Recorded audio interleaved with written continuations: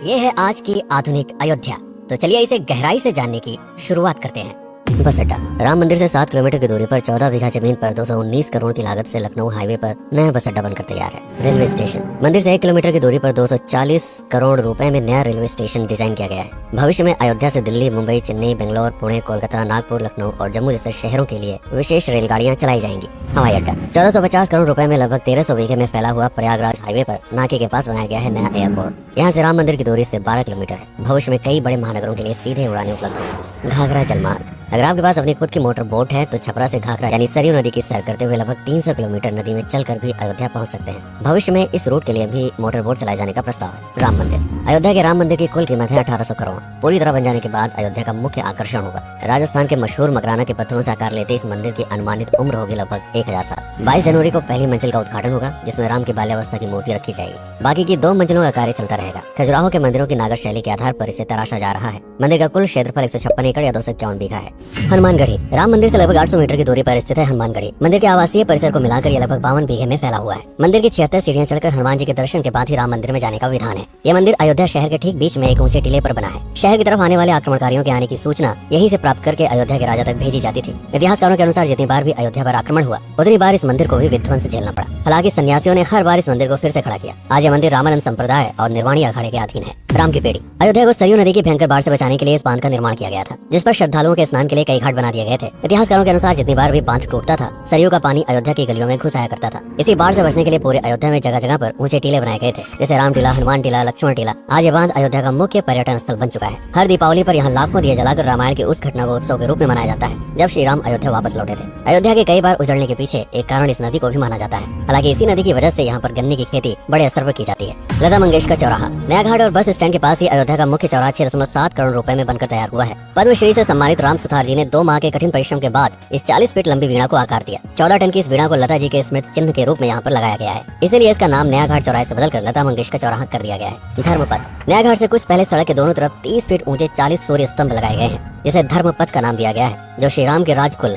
सूर्यवंश का प्रतीक है। दशरथ समाधि स्थल। नए बस अड्डे के बगल से एक पतली रोड कछार से आगे बढ़ते हुए लगभग 12 किलोमीटर दूर ले आती है दशरथ समाधि स्थल, जो बिलहर घाट पर मौजूद है, जिसके बारे में मान्यता है कि यहाँ पर राजा दशरथ का दाह संस्कार हुआ था। राम मंदिर के साथ ही इस जगह को भी पर्यटन स्थल के रूप में विकसित किए जाने की योजना पर कार्य चल रहा है। भरतकुंड। अयोध्या से 15 किलोमीटर दूर है नंदीग्राम। यहाँ मौजूद तालाब को भरतकुंड कहते हैं। मान्यता है कि इसी जगह से भरत ने पूरे अयोध्या का राज कार्य संचालित किया था। पर्यटकों के लिए इस स्थान को भी विकसित किया जाएगा। गुप्तार घाट। राम की बेड़ी से सरयू नदी के किनारे चलते हुए 10 किलोमीटर दूर स्थित है गुप्तार घाट। ये कैंट एरिया में पड़ता है। इस जगह को श्री राम के जल समाधि के रूप में महत्व दिया जाता है। इसके अलावा अयोध्या नगर में हर गली में कई विशेष मंदिर हैं, जिनकी अपनी मान्यताएं हैं, कथाएं हैं, विशेषताएं हैं। पूरी तरह से विकसित हो जाने के बाद नई अयोध्या को पूरी तरह से जानने के लिए, इसका आनंद लेने के लिए कम से कम 3 दिनों तक यहाँ रुकने की आवश्यकता है। देश विदेश से ज्यादातर पर्यटक भारत आते हैं उत्तर प्रदेश में आगरे का ताजमहल देखने और प्राचीन नगर काशी और सारनाथ घूमने। प्रश्न ये है कि अयोध्या घूमने और श्री राम का मंदिर देखने के लिए भला विदेशी क्यों आएंगे?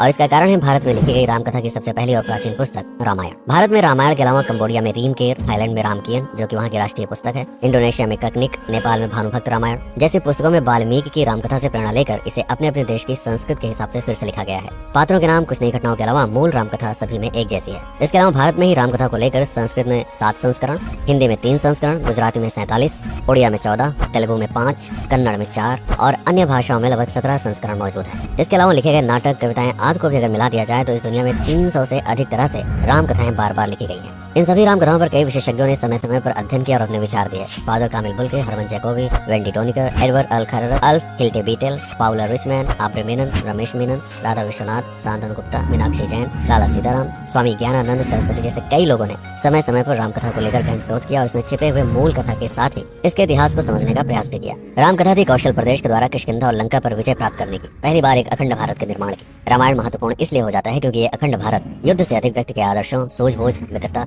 जैसे गुणों से स्थापित हुआ।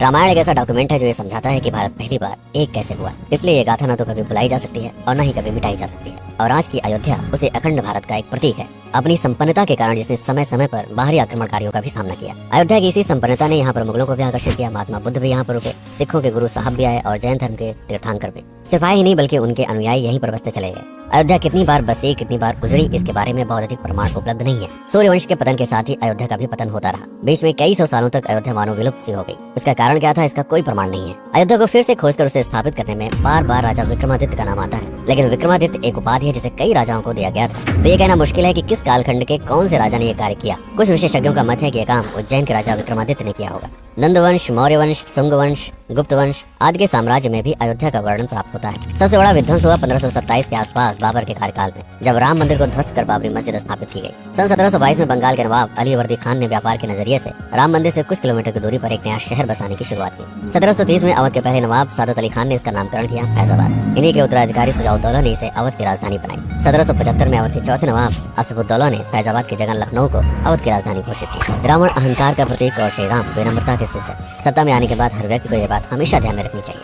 सिर्फ रंग रोगन और पत्थर लगवाने से राम राज्य नहीं आएगा, बल्कि जिस दिन स्कूल, अस्पताल और सरकारी संस्थानों से भ्रष्टाचार खत्म होगा, लोगों का मुफ्त इलाज और अपनी भाषा में उच्च शिक्षा उपलब्ध होगी, उस दिन भारत उस पायदान पर खड़ा होगा जहाँ कभी हम